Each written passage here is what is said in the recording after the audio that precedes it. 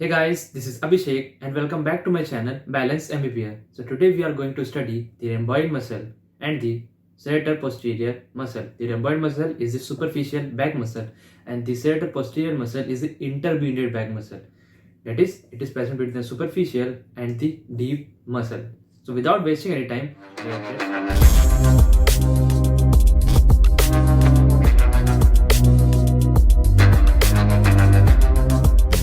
let's start.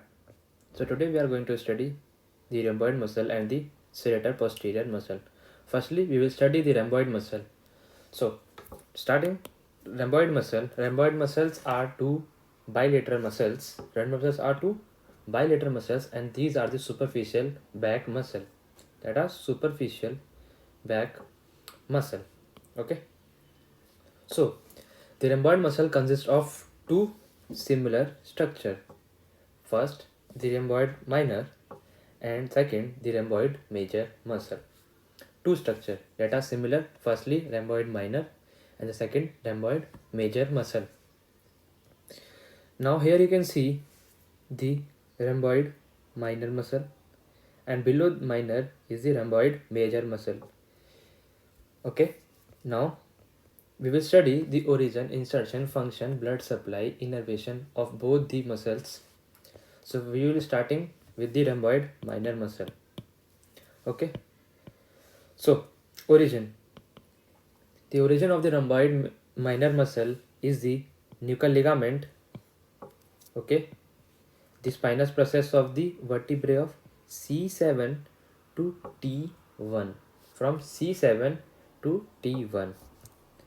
So origin is here. Okay, firstly nuchal ligament is on the spinous process, and we have to take the spinous process of the C7 and T1. So here is the origin. Now insertion means where these fibers of this muscle are going to attach. So insertion is at the medial end of the spine of scapula. Here you can see it is the spine of scapula. Okay, so spine of scapula have two end, lateral end, medial end. So where it is attaching? At the medial end of the spine of scapula. So insertion is at the medial end of the spine of scapula. This is the origin and insertion of the rhomboid minor muscle. Now, rhomboid major muscle. The origin of the rhomboid major muscle is that at the spinous process of the T to T5 vertebrae. Okay, spinous process of T2 to T5 vertebrae. Now, insertion is at the medial border of scapula. Okay, insertion is at the medial border of scapula. Now you can see medial border. Now let's see. This is the origin. Okay, this is the origin and this is the insertion. So what you can see, you can see here, we have told the origin is from the T2, 1, 2, 3, okay, and 4. Okay, so what happens? The origin is here and insertion is at the scapula. So what happens? This is spine of scapula. Okay, this is spine of scapula and this is inferior angle of the scapula. So it is present from the inferior angle to the root of spine of scapula. Okay, insertion. Above it is rhomboid minor. Above the spine of scapula it is rhomboid minor, and below the spine of scapula is the rhomboid major muscle. Here you can also see again the structure. This is minor and below the spine of scapula is the major muscle. Okay, here you can see spine of scapula, below major and above minor. Now the functions of the rhomboid muscle. We will study the function simultaneously and in combined. Firstly, the main function of the rhomboid muscle is the scapular retraction. Someone knows the function scapular retraction? Let's see what is the scapular retraction. Scapular retraction. Scapular retraction means muscle, that is rhomboid muscles, minor and major, moves the scapula superiorly and medially along the trunk. Superiorly and medially. Okay, I have told you origin always attract insertion towards it, means insertion has to go to the origin.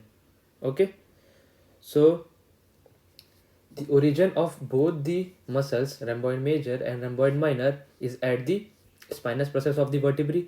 Okay, and insertion at the scapula. If we talk about in the combined, so what happens? The origin will always stretch the insertion towards it. As I have told you always, the origin always stretches insertion towards it. So what will happen if origin and insertion, if it pulls it, so scapula will go upward. Okay, scapula will go upward because origin is at above, and if it stretches, the scapula will also move to the medial side, means toward the midline. Okay, so this is the scapular retraction, that is these muscles move the scapula superiorly and medially. If we talk about like this, okay, move backward, and it also depresses the glenoid cavity. How it depresses? The scapula is attached to the glenoid cavity by what? Glenohumeral joint, okay, or the shoulder joint. So what will happen if we move your scapula upward? Okay, if you move your scapula upward, what will happen? Shoulder will decrease. Okay, if you move your upward, shoulder will decrease. Okay, now going to the blood supply. Okay, so these muscles are supplied with the deep scapular artery and the deep branch of transverse cervical artery. Two arteries. Firstly, deep scapular artery, and the second, deep branch of transverse cervical artery. And both these arteries are the branch of thyrocervical trunk. Okay, thyrocervical trunk, and these trunks are the branches of which is the scapular artery. Now, one more artery is also present from the intercostal, means these are present between the ribs. Okay, that's why intercostal. And which intercostals? The posterior intercostal. So 5 and 6, superior 5 and 6 intercostal posterior arteries, and these are the branch of the thoracic aorta. Now, innervation. The innervation is by the dorsal scapular nerve. Which dorsal scapular nerve? See, mostly we have the arteries and the veins of similar name. Mostly, like the blood supply was deep scapular artery, and the nerve supply is deep scapular nerve. Okay, and this deep scapular nerve is a branch of brachial plexus. In this figure, you can also see. See, this is transverse cervical artery, one artery that supplies to the rhomboid muscles, and the second is the dorsal scapular artery. Okay, so see the path of dorsal scapular artery here. So it crosses the minor and major, so it supplies both. And second, we will study the transverse cervical. So transverse cervical also moves here. So both these supplies to the rhomboid major and rhomboid minor. Now we will see the nerve, that is dorsal scapular nerve. This, okay, dorsal scapular nerve. These give innervation to both the muscles. Okay, here, see. Okay, so till here we have studied the rhomboid muscles, its functions. Now we will going to study the next, that is the serrator posterior muscle. See, serrator posterior muscle. Serrator posterior muscle is the intermediate back muscle. That is, it is present between the superficial back muscle and the deep back muscle. So it is the intermediate back muscle. Serrator posterior muscle is an intermediate back muscle and it has two muscles. Like the rhomboid, minor, major, it has the two. That is superior and inferior. So the two muscles are serrator posterior superior muscle, serrator posterior inferior muscle. Serrator posterior superior muscle, serrator posterior inferior muscle. This is the serrator posterior superior and here it is the serrator posterior inferior. And you can see here was the rhomboid muscles, okay, and here the rhomboid major, and here the minor. So these muscles cover the serrator posterior superior muscle from the above. That's why they are called intermediate back muscle, because it is covered by the superficial back muscle. Now, serrator posterior superior muscle. Origin is the nuchal ligament, like that of rhomboid minor. Spinous process of the vertebrae of C7 to T3. Okay, so this is a nuchal ligament. Okay, and spinous process of C7 to T3. So C7, 1, 2, 3. Okay, C7 to T3. 1, 2, 3, and C7. Now insertion. Insertion is at the superior border of the second to 5 ribs. Okay. So superior border. This is a superior border of the ribs and inferior border. So it is attached to the superior border. So this is first, second, third, fourth, fifth. Okay. So superior border of the second, third, fourth, fifth. 2 to 4, 5 ribs. Okay. 2, 3, 4, 5. Superior border.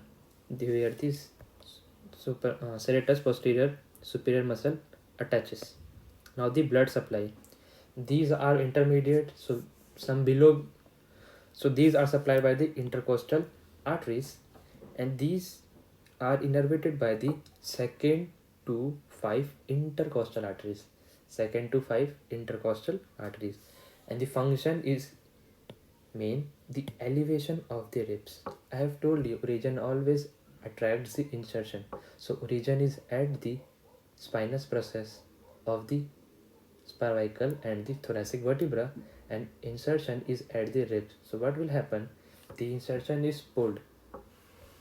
So this superior border is pulled upward. Okay. So what will happen? The ribs will move upward, means the rib cage is elevated. And when the rib cage is elevated, when you inspiration, when you take the breath, so your ribs elevate, and the elevation is done by the serratus posterior superior muscle. Okay. Now serrator posterior inferior muscle. The origin is at the spinous process of T11 to T11 to L2. Okay. This is T11, 12, 1, 2. This is lumbar 1, lumbar 2, T11, T12. Okay, this is the origin. Now, insertion as the inferior border of the 9 to 12 ribs. Inferior border. Here you can see inferior border 9, 10, 11 and 12. 9, 10, 11 and 12. These are the inferior borders. 9, 10, 11 and 12. Inferior border of ribs.